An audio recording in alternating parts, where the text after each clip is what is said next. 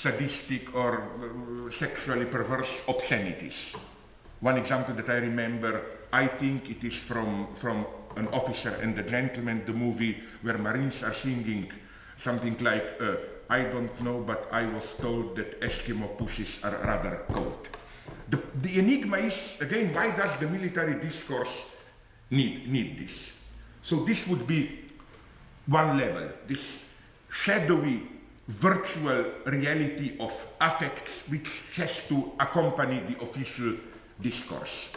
But let's move a little bit deeper. Let's think about, well, one of the great achievements of Western civilization, a movie like The Sound of Music.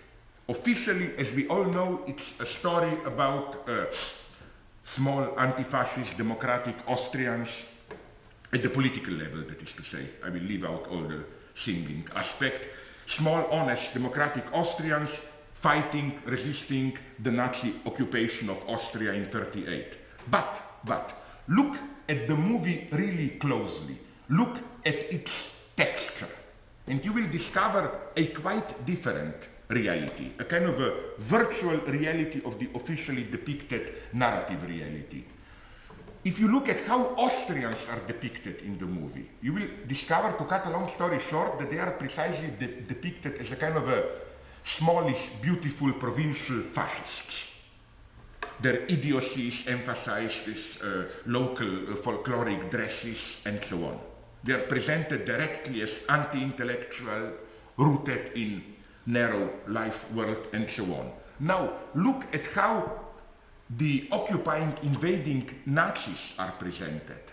They are not mostly soldiers, but managers, bureaucrats, exquisitely dressed, with short mustaches, smoking expensive cigarettes and so on. In other words, almost a caricature of cosmopolitan, decadent, corrupted Jew. So that's my point. At the level of simple narrative reality, we get one message: democratic resistance to Nazism. But at the level of, let's call it virtual texture, all this micro science, maybe we could even call it writing, we get practically the opposite message, which is honest fascists resisting decadent Jewish cosmopolitan takeover. And incidentally, maybe this is at least one of the reasons why this movie was so extremely popular. While officially agreeing with our democratic ideology, it at the same time addresses our secret fascist dreams. But let's take a more serious example. Robert Altman masterpiece, Shortcuts. Again, at the narrative level, we get a simple story, or rather 9, 10 stories, parallel stories, depicting the desperate everyday life of Los Angeles, LA middle classes. It's a portrait of today's alienation, solitude, and so on. But again, the very texture of the film, I claim, is a much more optimistic one. It's a kind of celebration of this magic of contingent encounters generating unexpected effects of meaning.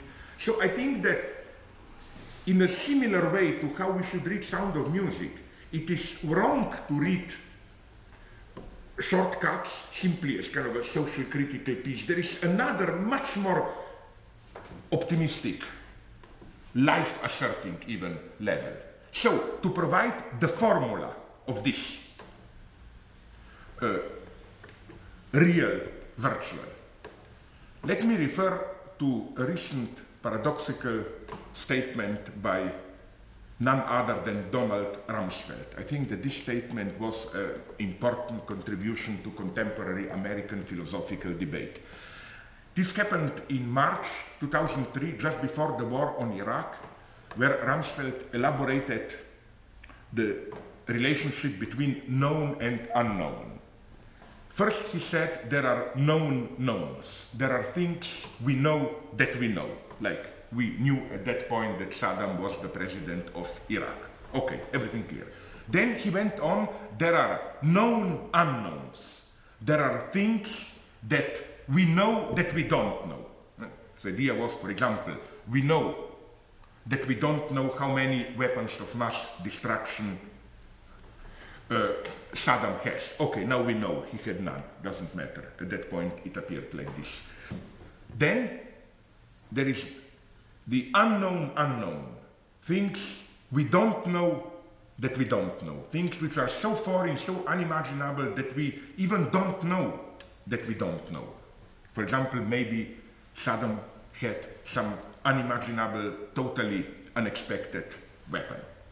And here, unfortunately, Rumsfeld stopped, because I think he should have gone on, making the next step to the fourth category, fourth variation which is missing, which is not the known unknowns, but the unknown knowns. Things we don't know, we know them. We know them, they are part of our identity, they determine our activity, but we don't know that we know them.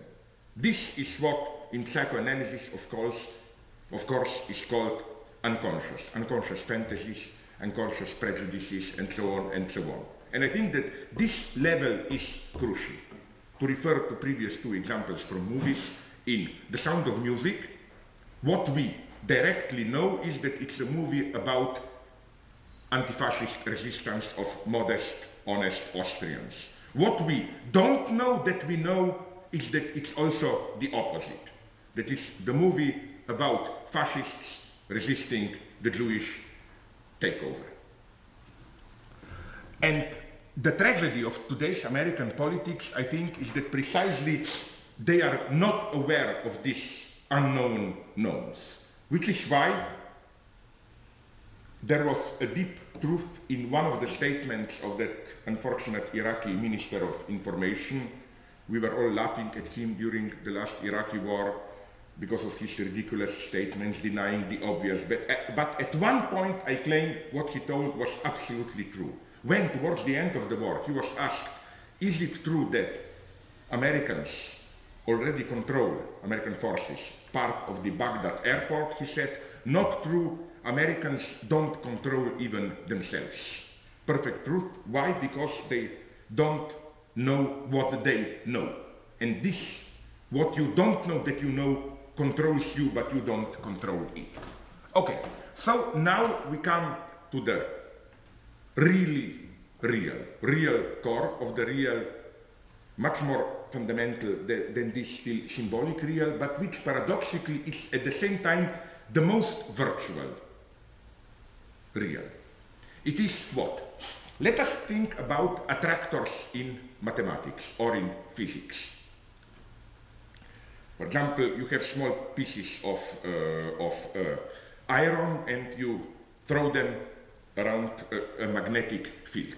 They are dispersed, following a certain shape, infinitely approaching this shape, but this shape, of course, is not existing itself. It's just something that you can abstract, isolate from the dispersion of the small pieces of iron.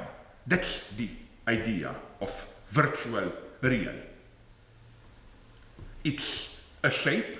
This is the real of this field, but it's not, it doesn't exist in itself. It's just an abstract form which structures the disposition of actually existing elements around it.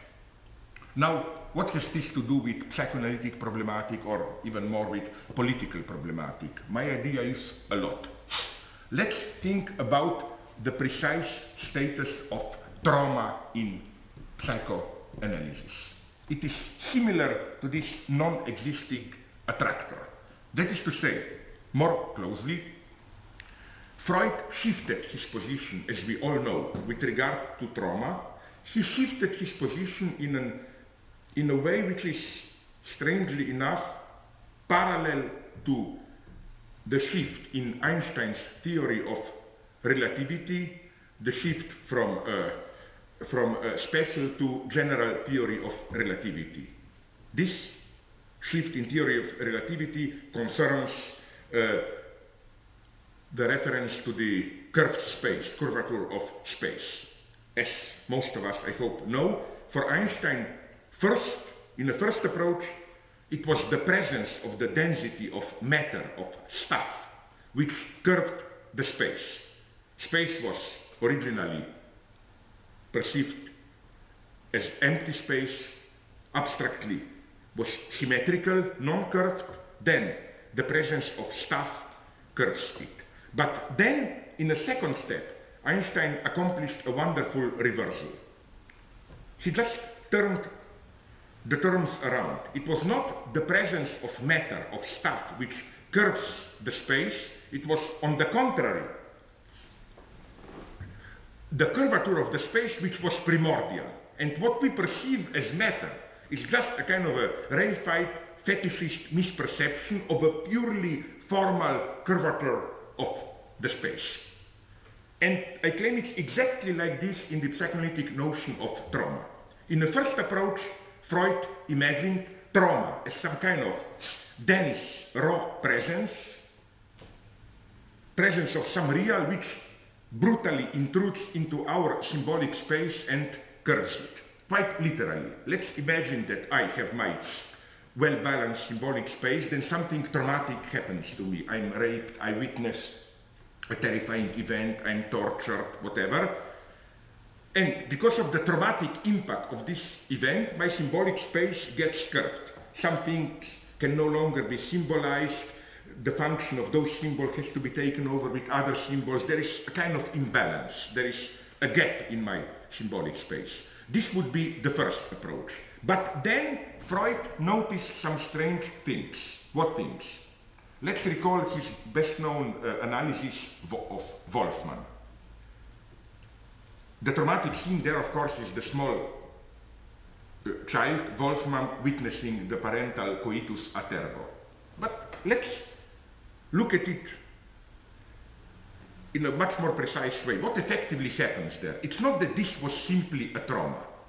As a small 1.5-year-old child, Wolfman did not find anything traumatic in this scene. He just perceived it and stored it. It was 3-4 years later when Wolfman started to develop his theories, infantile theories of sexuality, and because he was not able to account for sexuality, in other words, because the symbolic space of his sexual theories was curved, it is only at this point that he resuscitated the traumatic scene.